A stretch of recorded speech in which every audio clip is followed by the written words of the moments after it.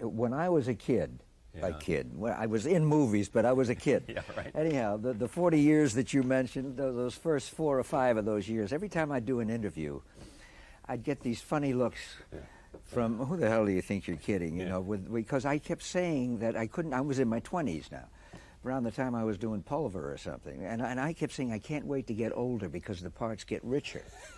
Well, I really believed that. Yeah. And it's true. And all the other actors on Broadway and in New York that I really respected all said the same thing. Their parts get richer. You get older. You know more. You can play parts better. Well, it's true. There are great parts when you get older. What they didn't tell me is there's fewer of them. Yes. So they get richer, but fewer.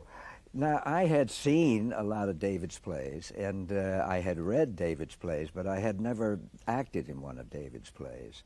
And all of a sudden, along came, and it kept coming along and coming along, coming along. It was several years before he got off the ground, despite the fact that it was... Because people said what? That it was too dark, that the language would be a turn-off. I don't know.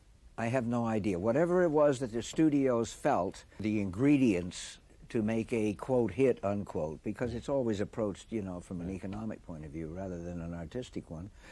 I suppose that's understandable if you're putting the money up.